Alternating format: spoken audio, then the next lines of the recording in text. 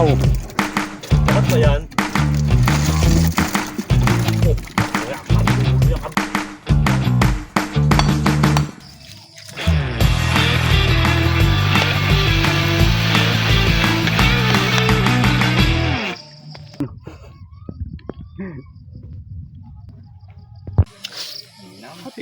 Panlaki. Uy. Makakagat ka ba'y kinagatan?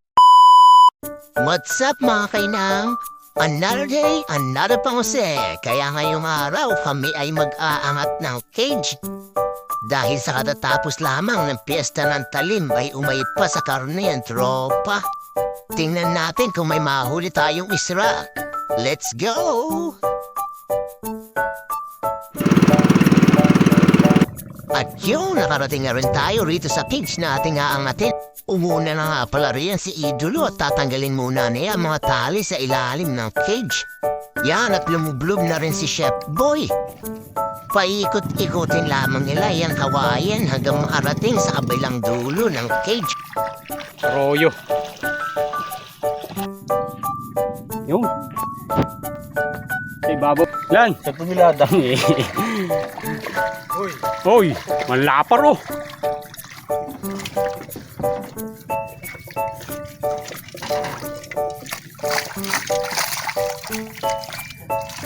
Hakaw.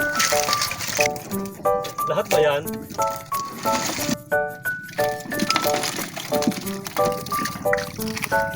Yung. Ano, may dalag ba? Wala! Oh, hindi na naman tayo nakadalag ngayong araw. Okay, let's go! Walang dalag! Nakakansuli sa atin ang piya!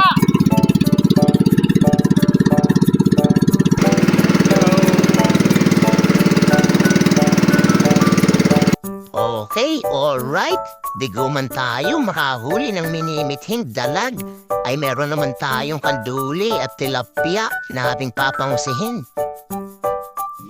Yung, nanalbos na si Chef Boy Indoy.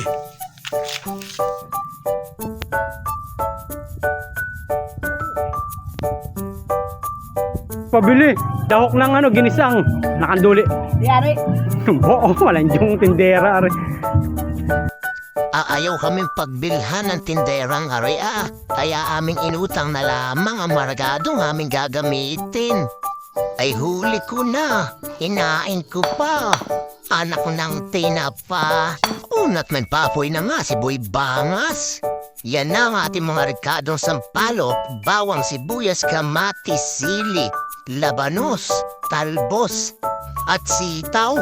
May apoy na, kawali isa lang na. Lagyan na natin ng mantika. At nang uminit na ang mantika ay uunahin na natin igisa ang mga bawang na iyan.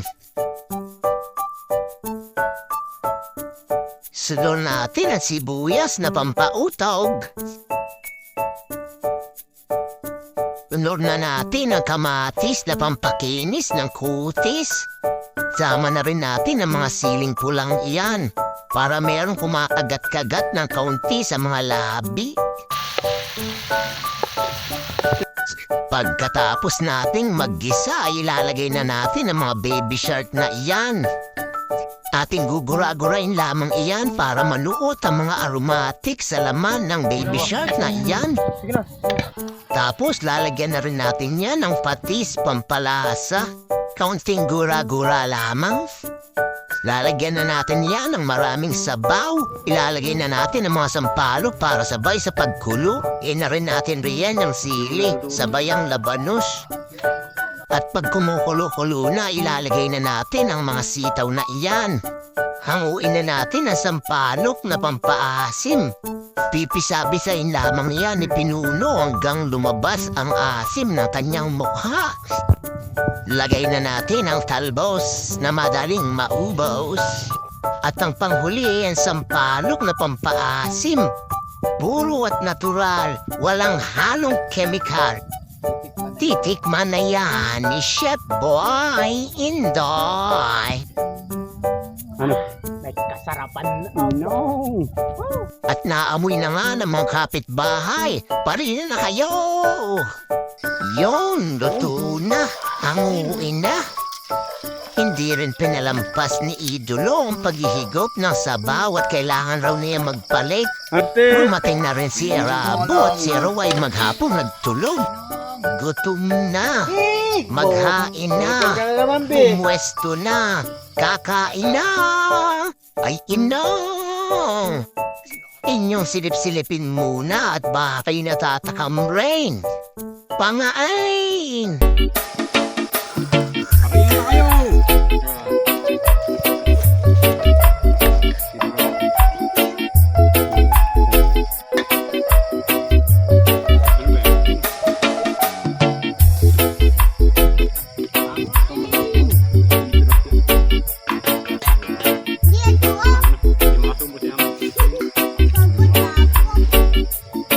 Bibidyohan ka nun na. Sumubo.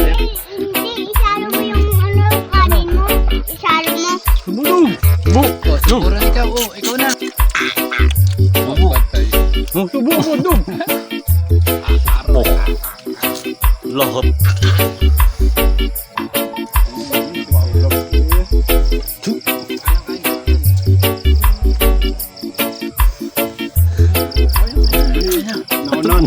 Subo.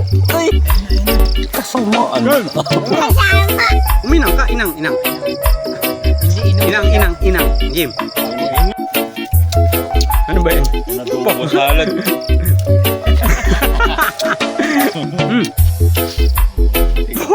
Master.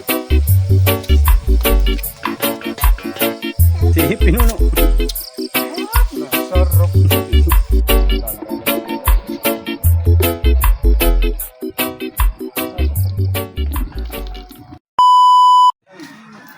Mga kainang! Paano? And share.